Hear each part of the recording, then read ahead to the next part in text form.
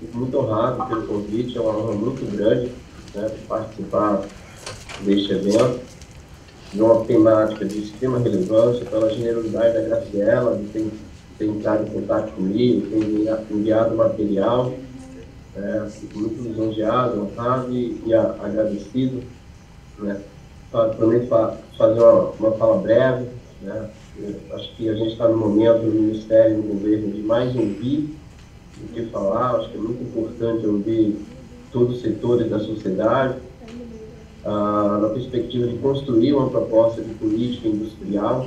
É um momento muito importante. O presidente Lula e o vice-presidente Geraldo Alckmin ganharam a eleição, tendo como uma das principais pautas de políticas, naquele momento, né, no ano passado, ainda na eleição, uma proposta de reindustrialização do país. Né?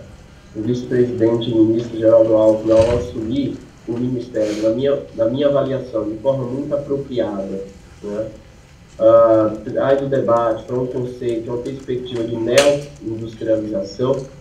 Eu acredito que esse projeto de neo-industrialização, essa perspectiva de neo-industrialização, ela reflete muito melhor, né, os desafios da economia brasileira frente a um cenário internacional, uma conjuntura internacional de mudanças essas que vêm acontecendo desde 2008. Eu costumo dizer que o comércio, embora seja global, ele é intra-regional. Né? Então, essa questão foi levantada, o comércio é fragmentado, não necessariamente fragmentado, porque ele é muito mais intra-regional do que fragmentado. É importante a gente ter clareza. Os dados da OCDE mostram que, por exemplo, 70% do comércio da Europa é feito com os próprios europeus. 71% do comércio na Ásia é feito entre os países da Ásia, do ASEAN. Né? Quando a gente pega o NAFTA, 52% é feito entre 3 países, Canadá, Estados Unidos e México. E na América do Sul, apenas 21% desse comércio é feito entre os países. E aí vem a grande indagação: por que esses países, por que a América do Sul tem uma perspectiva de um comércio intrarregional menor quando se compara com outras regiões? Então, o comércio é global, mas, né, se fala muito em fragmentação da cadeia produtiva, de cadeias globais, mas, de fato, ela é intrarregional. E poucos países, em particular os países asiáticos, conseguiram otimizar, né, as janelas de oportunidades que abriram durante ou pós anos 90, quando aconteceu ali um processo de fragmentação das cadeias produtivas. Vários estudos mostram isso, a própria OCDE reconhece isso, né, de que quem de fato otimizou as janelas de oportunidades a partir do processo de fragmentação das estruturas produtivas, mesmo sendo intra-regional, foram os países asiáticos, em particular a Coreia, Taiwan, China, né, Singapura, Malásia, alguns países que em particular também tiveram êxito no processo de ultrapassar aquilo que se convencionou chamar de middle income trap, de armadilha da renda média. Né? Os países passaram, o Danny Hodge, que tem um debate muito bom, tem uns textos muito bons, o Kan Lee, que é um outro especialista, professor da Seoul National University, né, com quem eu tive o privilégio de trabalhar quando eu morei na Coreia, também tem estudos que fazem essas comparações. Por que os países da América Latina, os países asiáticos, tiveram performance diferente pós anos 90, em particular na trajetória de industrialização. Né? E eu concordo plenamente com o diagnóstico que eles têm sobre a perspectiva de que os países da América Latina colocaram como condição muito marginal o papel das políticas industriais de inovação, né? Enquanto os países asiáticos deixaram essas políticas, mantiveram como estratégicas. Mesmo, e aí o Danny Hodge, acho que ele é certeiro nisso, mesmo com esses países implementando um conjunto de reformas dentro daquilo que se convencionou também chamar de consenso de Washington, eles foram até o ponto 5. A partir desses pontos, eles renegaram essas reformas, por considerar que as políticas industriais de inovação eram estratégicas, eles não iam abrir mão disso. Os países da América Latina abandonaram e passaram a acreditar, na minha avaliação, naquilo que o Dave Beck falou nos anos 80, que a melhor política industrial é não ter política industrial. E, lamentavelmente, a gente acreditou nisso. E a consequência com um processo de desindustrialização precoce e acelerada, e principalmente com perda de densidade das cadeias produtivas e com inserção internacional regressiva, concentrada em uma pauta exportadora, né, em produtos de baixa, média intensidade tecnológica, produtos que não tem nem classificação tecnológica. E pior, isso se reflete também na própria dinâmica do mercado de trabalho. Né? De cada 10 empregos, 7 empregos são empregos de baixa qualificação e que ganham até 2 salários mínimos. Isso é um reflexo, na minha avaliação, de um processo de desindustrialização precoce e acelerado. Entretanto, mesmo tendo esse diagnóstico, eu acredito que se abrem janelas de oportunidades, principalmente pós-crise de 2008, e se acentua. Os próprios dados do comércio internacional reconhecem que há uma redução do dinamismo do comércio fragmentado. A ideia de cadeias globais de valor perdeu o dinamismo pós-crise de 2008 e se acentuou muito pós-crise da Covid. E aí, segundo a OCDE, eu até publiquei um artigo sobre isso, a dinâmica de governança no comércio mundial, ela muda. Porque o que passa a ter centralidade no debate internacional é o reshoring, é a volta e a internalização e fortalecimento de cadeias produtivas numa perspectiva de defesa dos interesses nacionais. Não à toa, o melhor exemplo disso é o que vem acontecendo nos Estados Unidos. Uma política muito forte de reintegração de cadeias produtivas. Eu sempre costumo dizer que quando, para mim, um dos melhores exemplos dessa mudança estrutural, talvez, que não seja conjuntural, ainda acho que cabe ainda um tempo para a gente avaliar se ela é conjuntural e se ela é estrutural. O primeiro-ministro japonês, que faleceu recentemente, o Abe, o Abe, ele, quando entrevistado em 2021, e perguntado qual que era a principal lição que o Japão tirava da crise da Covid, ele foi muito categórico. Nós não podemos depender de outras ações, precisamos reintegrar as nossas estruturas produtivas, trazer as empresas para o Japão. Na semana passada, em 2 semanas, eu li uma reportagem que a Panasonic, por exemplo, que estava instalada e produzindo na China, vai voltar para o Japão. Isso é só um exemplo, tem várias cadeias. No final de semana passada saiu uma reportagem que a China está proibindo a exportação de materiais, de minerais críticos, para outros países, como elemento estratégico. Enfim, eu acho que há uma dinâmica de governança, a Europa também passa por isso, de fortalecimento de cadeias produtivas internas, de governança, que deve servir como exemplo para o Brasil pensar em estratégias de políticas industriais.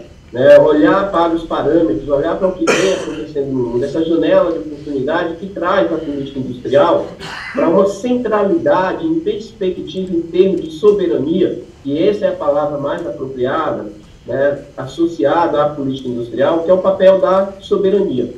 Cadeias produtivas densas, cadeias produtivas fortes, cadeias produtivas integradas, elas significam soberania, principalmente considerando setores produtivos que possamos considerar estratégicos. Uma segunda dimensão, que eu acho que é relevante, que é estratégica, é a indústria 4.0. A indústria 4.0 tem tecnologias disruptivas, que abrem janelas de oportunidade. Agora, concordando com o Can Lee, que é um especialista na temática, você só consegue otimizar essa janela de oportunidade quando você tem capacidades internas construídas.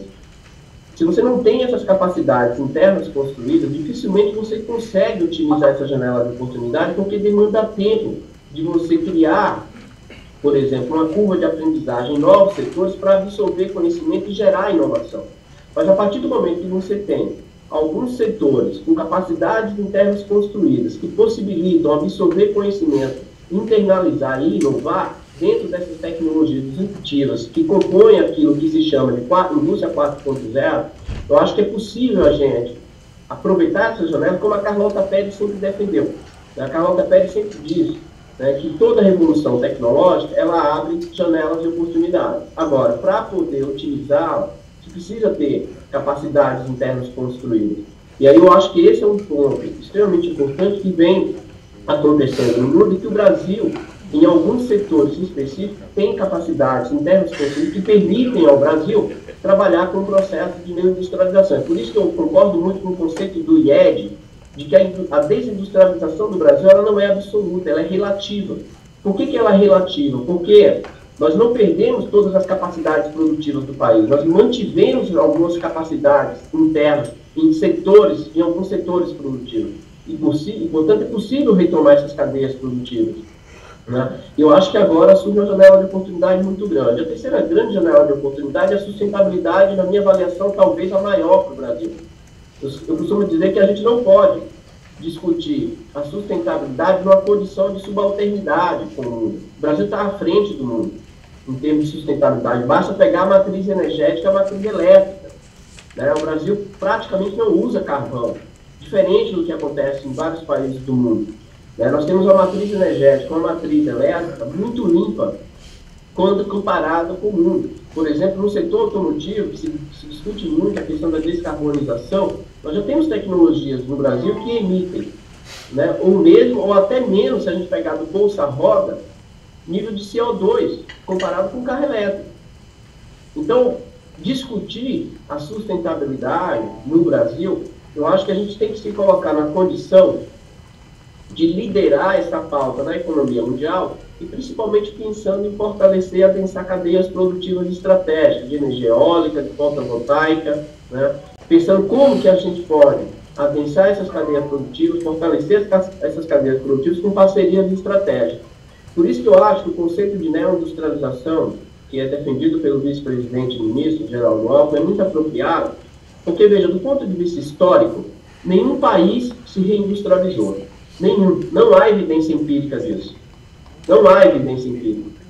Mas pensar numa perspectiva de neoindustrialização, de olhar para a indústria do futuro, os desafios que a indústria 4.0 coloca como a transformação digital, como toda a mudança da robótica, é fundamental para a gente pensar para a indústria do futuro, porque, veja, o que eu vejo? Que não necessariamente um projeto de neoindustrialização significa você aumentar a indústria como proporção do PIB. Eu não estou dizendo que a gente não precisa almejar isso. Eu estou falando que um desafio muito grande nesse primeiro momento é a gente resolver problemas de cadeias produtivas internas construídas que são frágeis. Por exemplo, o complexo econômico industrial da saúde, que a gente tem uma dependência externa brutal. Se a gente tem capacidades internas construídas nesse setor, né, e podemos adensá-las, fortalecê-las, ela é fundamental, porque o tiro ele tem um efeito mais rápido. Se a gente pensar em um setor e pensar no espaço temporal que nós temos enquanto governo para adotar determinadas medidas de políticas públicas com o objetivo de fomentar cadeias produtivas. Porque aí tem um outro grande desafio, né, que foi falado agora. Um projeto de neoindustrialização ou de reindustrialização, como vocês queiram, né, talvez nomear, a gente tem que ter muita clareza que não se limita a um espaço temporal de governo. Em 3 anos, a gente está falando agora aqui em agosto, quase, julho, mês de julho, eu tenho 3 anos e meio de governo. Dificilmente a gente vai ter efeitos estruturais profundos com a política de retomada de fortalecimento das indústrias. Porque eu estou falando de um processo de maturação de investimento, dependendo do setor, de médio e longo prazo. Eu acho que o fundamental agora, né, é a gente construir essa proposta, esse projeto, começar a implementar e ter clareza aonde o Brasil quer chegar nessa nova fronteira tecnológica de inovação.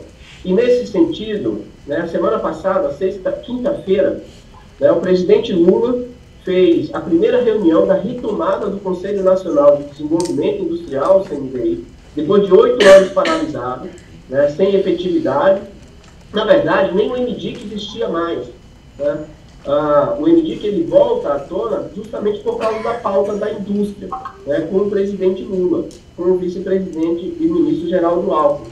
Então, essa pauta da neoindustrialização vem sendo discutida dentro do governo numa perspectiva das missões, de grandes 6 missões, né, que é a missão das cadeias agroindustriais, a missão da transformação digital, a missão do complexo econômico industrial da saúde, do saneamento da infraestrutura e da moradia, da missão de tecnologias críticas e uma missão de sustentabilidade, de transição energética. São grandes missões que aí também corre-se um risco muito grande se não tivermos foco a gente ficar muito no genérico. Esse é um desafio da missão. Discutir política industrial na perspectiva de missão, se não tiver um diálogo e um objetivo claro de onde que se quer chegar, né, pode correr o risco de ficar muito disperso, porque o conceito de missão é algo que torna o debate da política industrial de caráter mais genérico, em certa medida. Mas quando a gente estabelece um foco específico, tende muito a contribuir. Eu acho que agora os 21 ministérios mais o BNDES, mas os 21 representantes da sociedade civil podem apresentar para o país até setembro, outubro deste ano uma proposta de projeto de política industrial muito clara, aonde o Brasil pode e aonde o Brasil quer chegar. Eu acho isso fundamental e, principalmente, não ter medo do debate sobre as transformações tecnológicas. Na minha avaliação, há muito senso comum sobre o impacto no volume de emprego que se cria. Eu acho que esse é um outro desafio. A Coreia do Sul, eu sempre costumo citar o caso da Coreia do Sul, é um dos países com maior nível de robotização no mundo e, entretanto, tem uma taxa de desemprego de 3,7% quando está em crise. Quando está em crise, 3,7%. Porque a gente precisa entender que o papel das transformações tecnológicas, na perspectiva jupiteriana, ele é uma destruição criadora.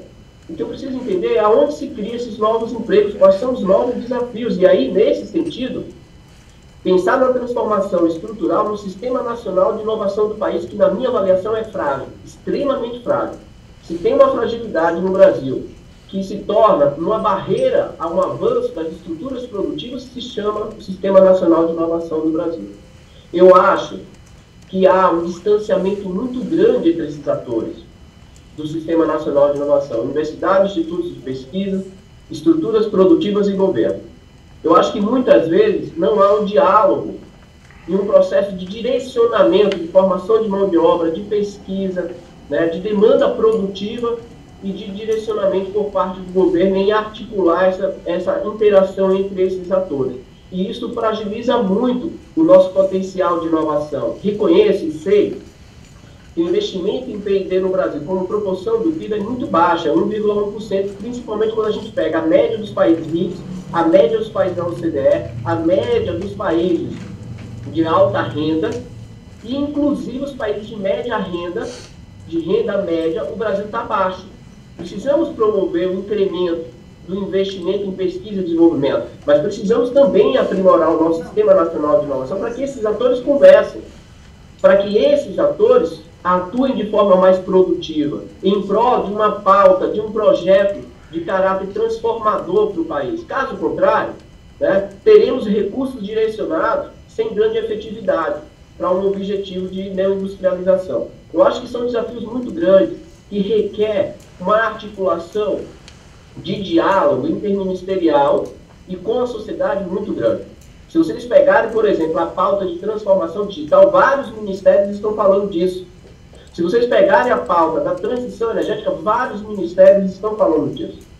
E aí o CNDI, né, com a liderança do vice-presidente e ministro Geraldo Alckmin, pode centralizar essa pauta e apresentar para o Brasil uma pauta extremamente importante. O MEC, por exemplo, tem uma atuação de extrema relevância e repensar o papel das universidades para um projeto de país de nação. Eu acho isso muito fundamental. Eu acho isso estratégico. Eu vim da Universidade Federal da Bahia.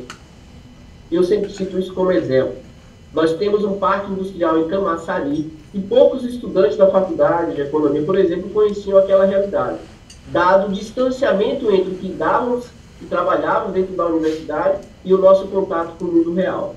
Eu acho que esse distanciamento é muito ruim. Eu acho que isso torna frágil, né, a ideia da gente fortalecer um ecossistema inovacional forte em prol do desenvolvimento produtivo. Eu acho que esse é um desafio muito grande que a gente precisa aprimorar, superar, e isso só pode acontecer a partir de um diálogo com vários setores da sociedade civil e com o próprio governo, com o setor privado, com as universidades, com os institutos de pesquisa.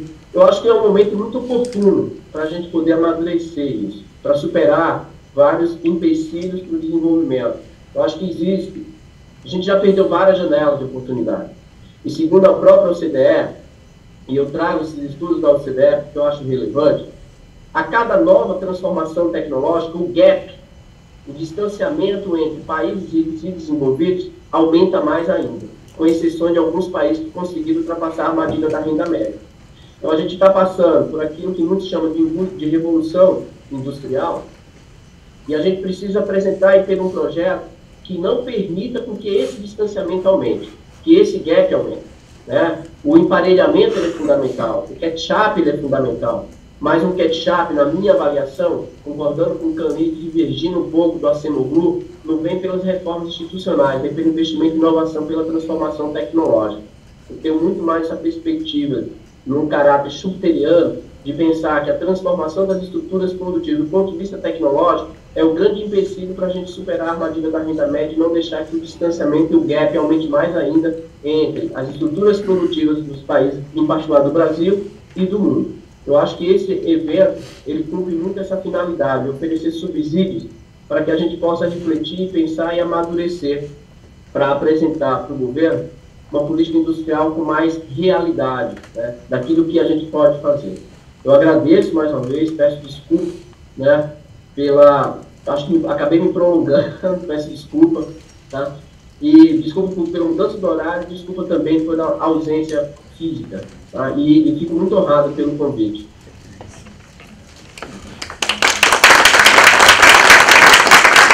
Muito obrigado, não, foi excelente. Acho que não faltarão oportunidades, né, da gente estar presente. A gente quer organizar mais alguns seminários aí pelo Brasil ao longo dos próximos meses para tratar também da dimensão das diversas regiões, né, da dimensão da estrutura produtiva e industrial nessas regiões e organizar, né, ajudar a organizar a sociedade civil em torno desse debate. Então, excelente, né, primeiro em termos de conteúdo a sua fala e segundo dessa abertura de diálogo, né, com a sociedade civil e com a Rebrip. Então, com certeza a gente vai aí, ir atrás de vocês ao longo do próximo período. Obrigado mesmo por ter aberto esse espaço na sua agenda. E, enfim, o evento vai estar sendo transmitido pelo Zoom, então se conseguir algum outro horário entrar para assistir, eu acho que é um espaço rico de debate que a gente está tentando promover aqui. Tá? Obrigadão. Eu que agradeço, mais uma vez, fico muito honrado, obrigado, tá? E mais uma vez, gente, muito desculpa por não poder comparecer. Né? Eu estou vendo o professor Lacerda aí, eu acho, se eu não estiver errado, Aqui. Né? Que é uma referência para mim, né? Acho que é o Lacerda até assinou. Eu recentemente também tinha um evento com o Lacerda e não pude ir, né? O vice-presidente Miss tinha uma outra agenda, eu tinha que cumprir essa agenda. E, lamentavelmente, eu não pude ir. É mais um evento em que eu não posso ir, mas tenho certeza e clareza que estou aberto ao diálogo, ao ouvir. Né? Eu acho muito importante receber todos os subsídios que vocês, que são especialistas, podem dar para que a gente possa pensar no país. Eu acho que é um momento oportuno em que o presidente Lula volta e traz uma agenda muito forte. Né? Como o próprio presidente Lula falou na reunião do CNDI, é o momento do desenvolvimentismo ganhar força no governo. Então, ter essa fala do presidente Lula é fundamental.